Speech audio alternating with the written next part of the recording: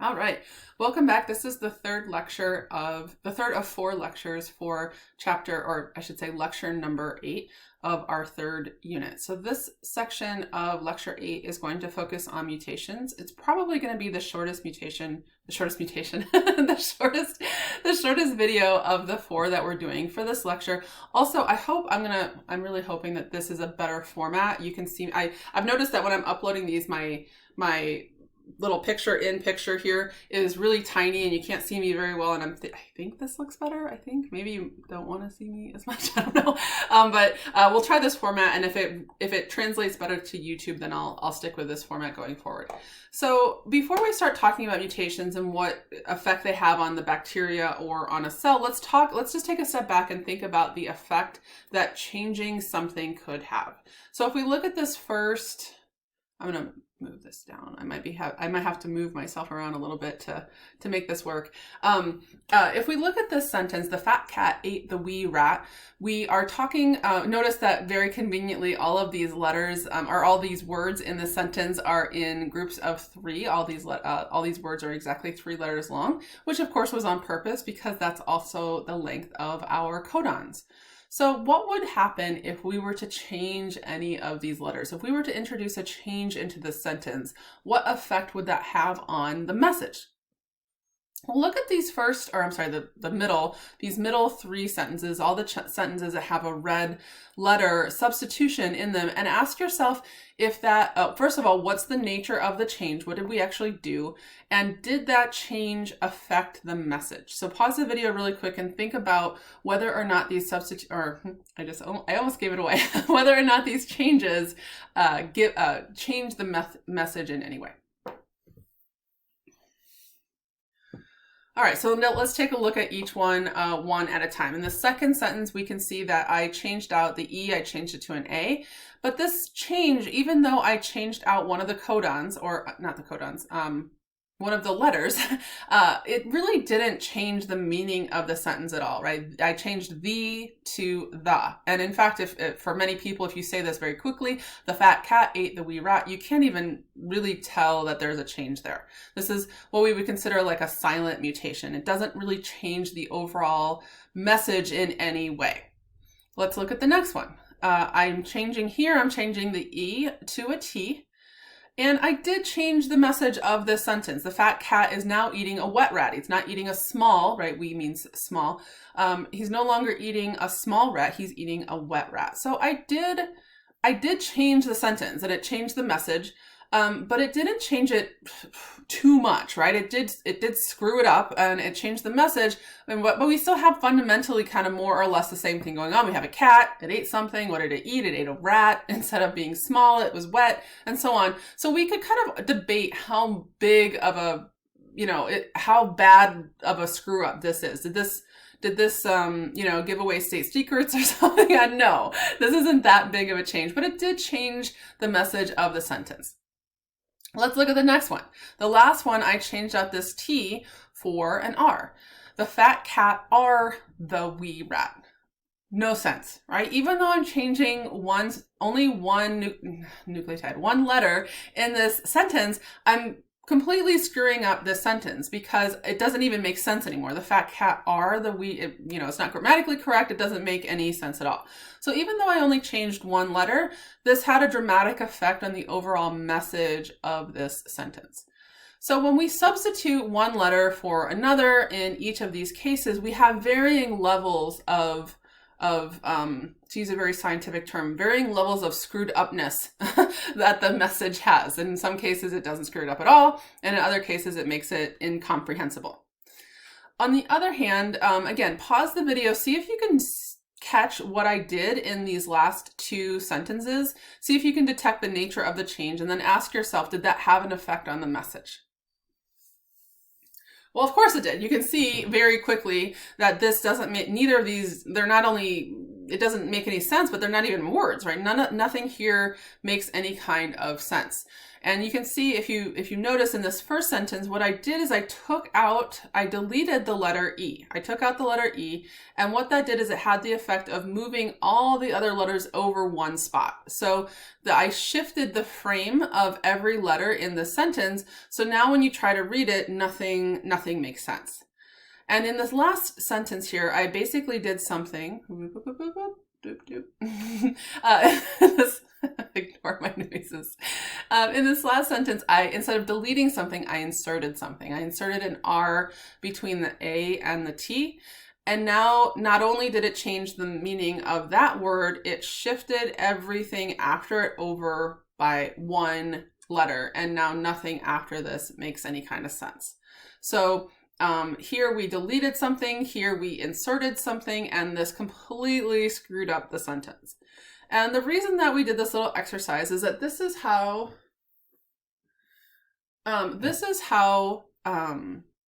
mutations work. Sometimes the mutation is a substitution, sometimes it's a deletion, and sometimes it's an assertion, sometimes it's an insertion, and they all have varying levels of consequences for the cell or the bacteria or whatever the message is that this nucleotide sequence is coding for. So let's take a look at some substitution mutations. So substitution mutations are a type of point mutation where we're going to change out one nucleotide for another. So here we can see that we have our original parent strand of DNA, and this parent strand is going to undergo DNA replication to create two new chromosomes. And the top strand here is undergoing replication, and it replicated just fine. And as a consequence, the daughter cell is going to get a wild type of DNA. And so wild type, if you've never heard that term before, wild type is a genetics term that basically means as it should be. So this is what you would find in the wild, for example. So no mutation, no disruption of function, and the nucleotide sequence is as it should be.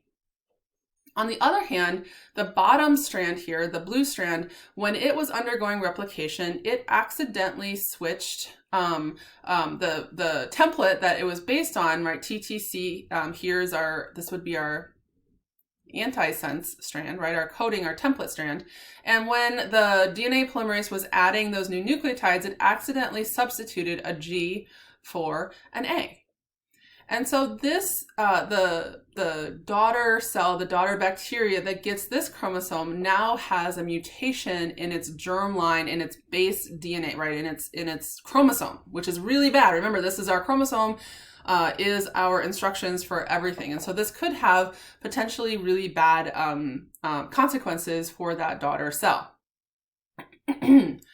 So when this particular strand goes on to create another, right, so we are now at generation 2. Here's our first generation of division. Here's our second generation. This G is now going to get paired up with a C, and we now have a mutant, right? And so our mutant now has a G where there should be an A and a C where there should be a T. Now we have a mutant strain of, in this case, probably bacteria. So what are the effects of substituting one nucleotide for another? Well, it's just like our sentence. It could have no effect, or it could have a very big effect on the message that our DNA is trying to code for. And so let's look at all the possibilities.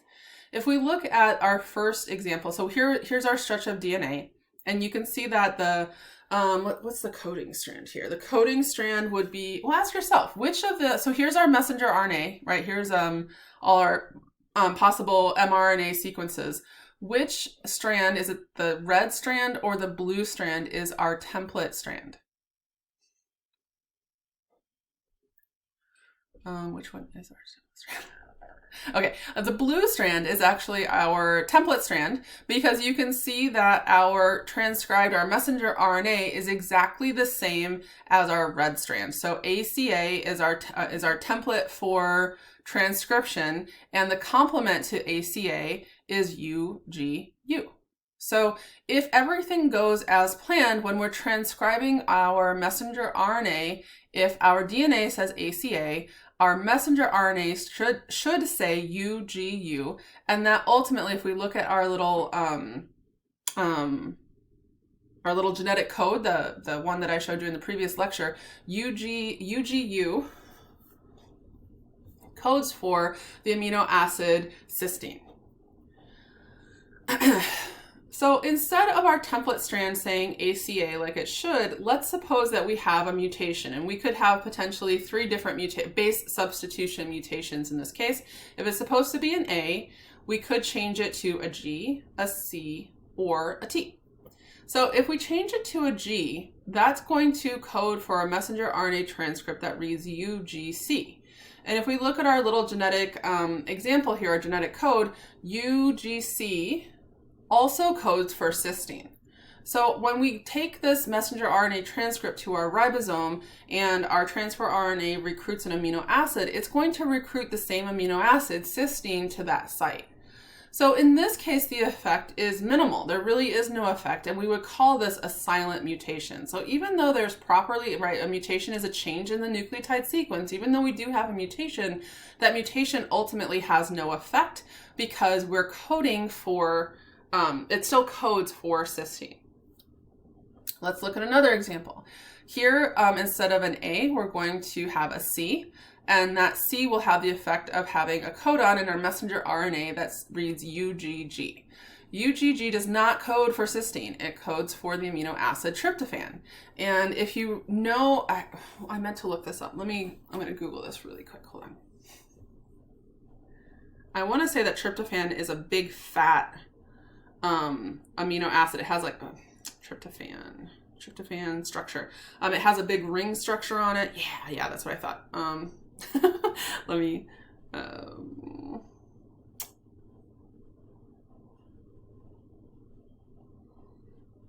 doesn't look good. I don't like that one. There you go. Google it for yourself. Tryptophan is a weird amino acid of the 21, 22 amino acids that we have. Tryptophan is one of the few amino acids that has a big ring structure in its R group. And what we're doing is we're taking cysteine, which is a nice normal amino acid that doesn't have a very big R group, and we're substituting it for an amino acid, in this case tryptophan, that has this huge R group on it. So imagine, again, if we're thinking about our amino acids like little Legos and we're putting them all together in the order that they're supposed to be in, instead of putting a nice neat little cysteine in that spot, we're going to put a big fat Lego in that spot. And that's going to screw up not only the sequence of our protein or our polypeptide chain, it's ultimately going to screw up the structure of our protein, which of course means that our protein won't work. So tryptophan in this particular case will probably lead to what we're going to call a missense mutation. In other words, it's going to really damage the ability of that protein to do its job. If that protein is an enzyme, then that enzyme probably isn't going to work. So missense mutations typically are not good. Like sometimes you might get lucky and they lead to, I should say it's not like it happens really to us, but a bacteria, I guess, would get lucky in that missense mutation leads to a protein that maybe it doesn't work so great, but it still works. And that's certainly possible. On the other hand, we could have this last situation occur, and that is where we have a T instead of an A, and a T would have the consequence of having the messenger RNA UGA, which, UGA? Yeah, UGA, and that leads to an early stop codon. Now remember that proteins are thousands and thousands of amino acids long. So let's imagine that this early stop codon was early in the transcript. We basically just created a very small fraction of our protein. Is that protein going to work? No, of course not, right? It's not going to work at all. And so these early stop codons are referred to as nonsense mutations because they produce a very truncated, a very shortened form of our protein, which doesn't have a chance, it doesn't have a chance at all to work. And therefore is it's probably the most severe consequence of a mutation in that we for sure don't have any kind of protein product. So of the three outcomes, a silent mutation, a missense mutation, and a nonsense mutation, we have varying levels of consequences. No consequence, some type of consequences ranging from not so bad to fairly severe. And then, of course, the nonsense mutations, which would be a very severe form of a mutation. So now what I want to show you is, I'm going to push this up just a little bit more so we can see it. Now what I want to excuse me. Now what I want to show you is the consequences that a single missense mutation can have. Now, of course, we're not talking about bacteria now, we're talking about humans. In humans, we have, it's on, what chromosome is this on? The gene that codes for a type of hemoglobin that's in our red blood cells, I believe is on chromosome 11 of humans. And this gene has a sequence as shown here. So this is what a normal sequence for the protein that makes up our beta globin looks like. But for some people, they can have a missense mutation where instead of it reading CTC, it reads CAC. And what is that noise? So this CAC codon is going to ultimately code for the following messenger RNA transcript here. Instead of reading GAG, it's going to read GUG. And what this ends up doing in our protein sequence, our amino acid sequence, is that instead of going proline, glutamine, I think this is proline, glutamine, glutamine, it's going to read proline, valine, glutamine. Oh goodness, I really hope you guys can hear this okay. My neighbor's like drilling something. I don't know, I'm not sure what he's doing. Oh man, if I have to restart this thing, I'm gonna be really upset. So I'm gonna continue on because I don't really have that much left and hopefully you can still hear me. So in this particular case, what kind of effect does this have? Well, we know that this is a missense mutation. It's not a silent mutation because it has an effect on our amino acids, and it's not a nonsense mutation because it doesn't lead to a shortened protein. It's a missense mutation. However, this missense mutation is really bad because what it ends up doing is it causes our hemoglobin molecule, the proteins that make up our hemoglobin, to malform. And instead of being kind of a nice little tetraploid, or I should call it tetraploid isn't the right word, a tetra, what is the word I'm looking for? There are four proteins that come together to form this nice complex that has iron in the middle and it holds oxygen. And this is what a normal hemoglobin molecule in our red blood cells look like.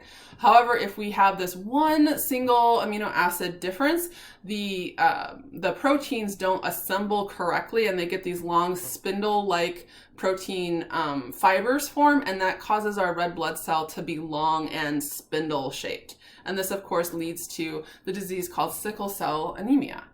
So it's kind of interesting to look at how one single nucleotide has such a large consequence for a person that has this particular mutation. All right, so now let's look at mutations that are always bad. These mutations are called frameshift mutations. So it's a type of point mutation. However, in this point mutation, what we're going to do is we're either going to insert an extra nucleotide or remove a nucleotide that belongs there. So let's look at an example where we're going to insert a particular nucleotide into our DNA sequence. So again, let's imagine we're going through replication, and as DNA polymerase is going through and replicating that new strand, it accidentally inserts an additional nucleotide somewhere where it doesn't belong. And what happens in this particular case, so this is our wild type. This is what our cell should look like, and this is what our DNA should read.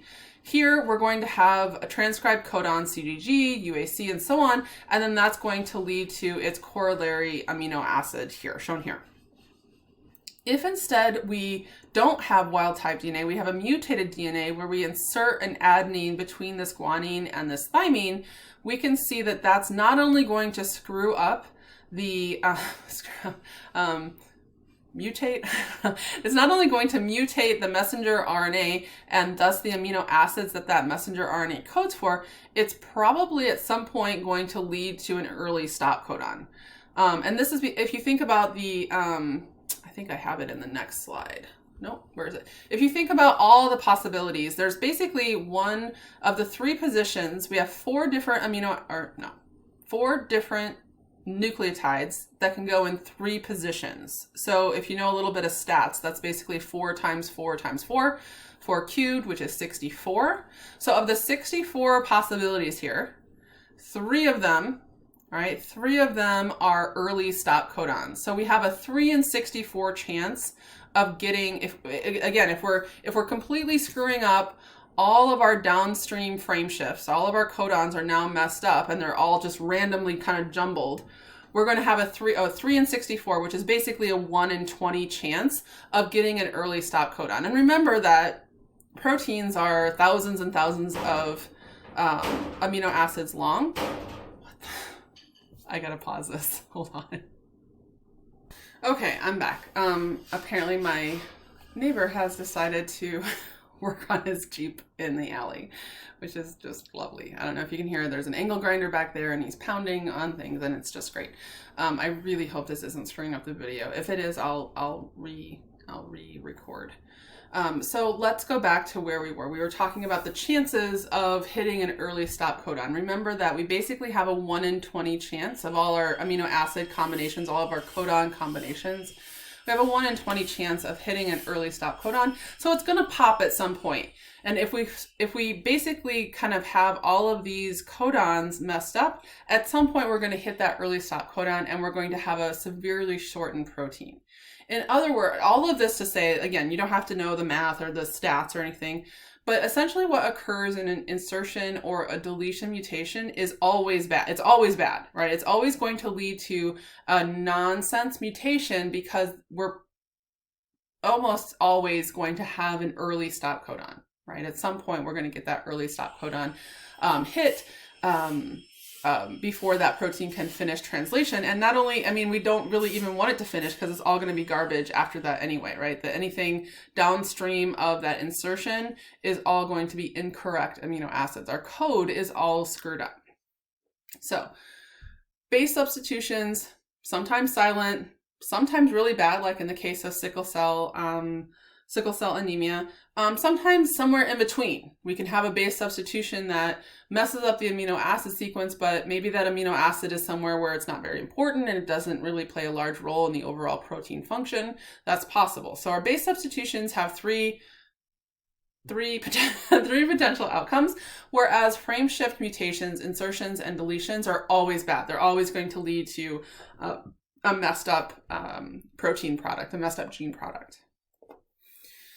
So when we relate this back to the sentences that we were talking about earlier, this is really what we were talking about, right? These substitution mutations, like the red letters show, sometimes they're silent, sometimes they're really bad, sometimes they can lead to a nonsense mutation where nothing makes sense, and then other times they lead to a missense mutation where it somehow messes with the function of the message to some varying degree. But if we insert something in the case of the R here, or we delete something in the case of the E here, we're always going to get garbage. We're always going to get some really, really messed up protein, probably a protein that is shortened because of an early stop codon. All right, so I stuck this here mainly for your reference because we're going to do some practice here, and I wanted to not have to go back very far for you to refer to this if you're following along on your computer. So I want to do three examples of transcription and translation to show you the effects that this can have, and just to give you a little bit of practice in doing this. So here we have, let me move this guy down again. Okay, so here we have the beginning of a gene. And I want you to figure out ultimately what the amino acid sequence is. And notice that this says, and it's in italic, so you should probably pay attention to this, it says the beginning of a gene. And what that means, students have asked me about this in the past, this basically means that you need to find that start codon, right? So you're going to scan, remember our RNA polymerase is going through, So the lower strand is our antisense strand, so we're going to use this as our template. And when our RNA polymerase, it's coming in somewhere over here, right? It's transcribing this DNA, and we have, you know, I didn't want to make you do like hundreds of letters, so I kind of shortened it here. And when you do your transcription and translation, remember to look for that start codon, which is AUG. So pause the video here and see if you agree with what I have on screen.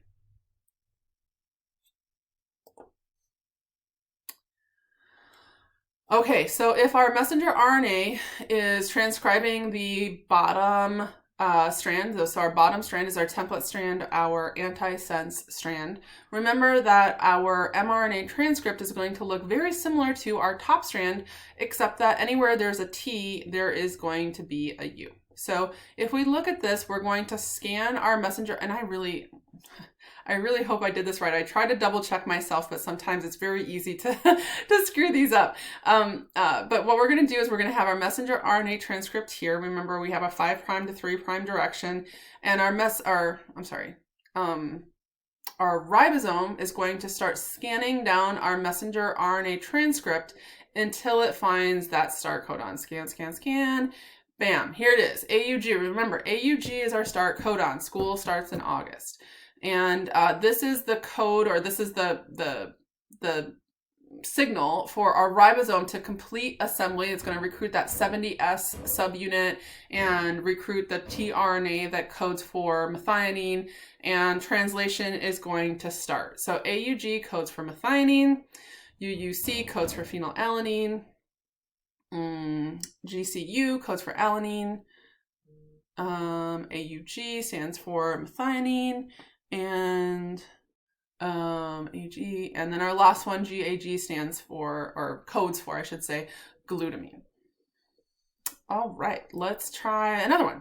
Here we're going to substitute, what are we substituting? So we're substituting a G in place of an A here. So now see what you can do with this one. Again, pause the video and see if what you come up with agrees with what I have. So it does change the sequence. We still have our start codon, but in this case, we're going to have a CUC, which changes my codon from a, I think it was a, what was it before? Whoops. So instead of a phenylalanine, I now have a leucine. So this would be considered what kind of mutation? Silent, missense, or nonsense? Well, in this case, it would be a missense mutation because we're changing the amino acid sequence. And who knows what the consequences of this insertion could be. It could be not a big deal to a very big deal. We don't know. All right. Our last one is a frame shift mutation. We're going to, what are we doing? We're inserting? Yep, we're going to insert a guanine in between the two A's. So instead of substituting one of the A's for a G, we're inserting that G between the two A's. So see if you can figure this one out and see if you agree with me.